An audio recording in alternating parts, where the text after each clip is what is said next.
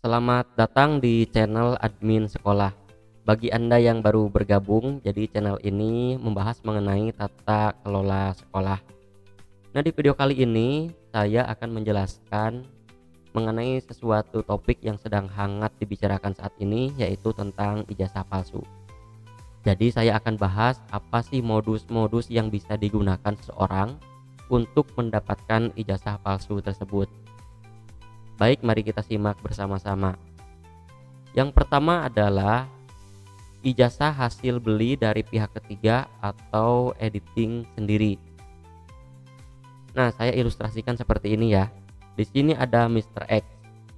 Jadi si Mr. X ini dia ingin melamar ke sebuah perusahaan yang dimana perusahaan ini memiliki persyaratan bahwa pelamar harus mempunyai ijazah SMA misalnya.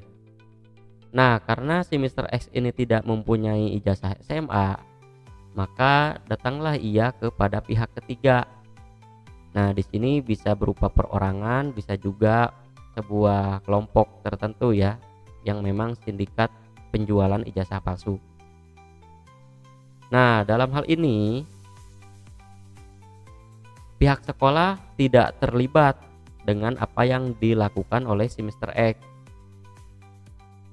Nah, jadi ketika ada permasalahan, jadi perusahaan tersebut tidak bisa menuntut pihak sekolah. Di dalam modus pertama ini, pihak sekolah tidak terlibat apapun tentang penjualan ijazah palsu. Hanya nama sekolahnya saja yang dicantumkan dalam ijazah tersebut oleh pihak ketiga ini. Nah, biasanya modus seperti ini dilakukan untuk seseorang yang mendaftar ke perusahaan-perusahaan berskala kecil. Perusahaan tersebut tidak memerlukan verifikasi mendalam tentang dokumen ijazah. Jadi untuk modus yang seperti ini masih aman-aman saja selama perusahaannya tidak melakukan cek and recheck ke sekolah. Jarang sekali kalau perusahaan-perusahaan kecil sampai bertindak jauh itu.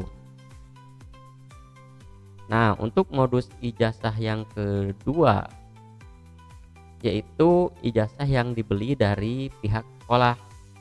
Nah, kalau tadi di modus pertama itu pihak sekolah tidak terlibat. Nah, di modus yang kedua ini pihak sekolah ikut terlibat. Saya ilustrasikan seperti ini ya. Jadi Mr. X ini dia benar-benar mendatangi pihak sekolah. Biasanya kebanyakan si Mr. X ini memang mempunyai hubungan dekat dengan pihak sekolah. Apakah pihak sekolah ini ada anggota keluarga atau kerabat ataupun orang lain, tapi si Mr. X ini bisa membayar mahal pihak sekolah ini, atau memang pihak sekolah sudah terbiasa menjual ijazah ke orang-orang membutuhkan ijazah. Nah, bagaimana caranya? Jadi sebelum adanya aplikasi sekolah yang dipakai saat ini, sebelum adanya Dapodik untuk sekolah atau EMIS untuk madrasah, jadi pengusulan calon peserta ujian nasional itu masih dilakukan secara manual, belum ada database. Jadi trik-trik ini masih bisa dilakukan dengan alibi, misalkan si Mr. X ini adalah siswa pindahan dari sekolah lain masuk ke kelas 3. Nah, ini bisa saja dilakukan. Jadi apapun bisa disiasati. Nah, maka ijazah yang keluar pun merupakan ijazah asli. Nah, masalahnya apa? Masalahnya ya karena si Mr. X ini adalah siswa siluman yang tiba-tiba muncul datanya di sekolah. Nah, bagaimana teknis dia mengikuti ujian nasional? Bisa saja si Mr. X ini secara langsung mengikuti ujian nasional, ataupun ada joki yang menggantikan dia di sekolah untuk mendapatkan ijazah tersebut. Atau bisa juga pihak sekolah melakukannya secara sembunyi-sembunyi. Jadi secara teknis pihak sekolah di sini sangat berpengaruh lah. Apapun caranya, yang jelas Mr. X ini mempunyai atau mendapatkan ijazah dari sekolah yang bersangkutan. Nah, ini modus yang kedua. Nah, untuk di modus yang ketiga ini yaitu ijazah orang lain yang diubah datanya. Saya ilustrasikan di sini ada Mr. Y dan Mr. X. Jadi si Mr. Y ini adalah orang yang benar-benar dia bersekolah, menempuh pendidikan dan lulus mempunyai dokumen ijazah asli.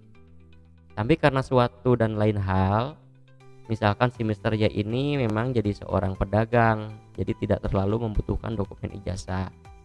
Atau bisa juga kondisinya si Mister Y ini sudah meninggal atau apapun lah kondisinya. Nah, di sisi lain si Mister X ini dia tidak bersekolah, entah karena alasan apa atau DO. Nah, maka si Mister X ini datanglah kepada si Mister Y untuk membeli dokumen ijazahnya. Tentunya dengan harga yang tinggi, atau ada hubungan keluargaan juga bisa. Nah, yang dilakukan apa?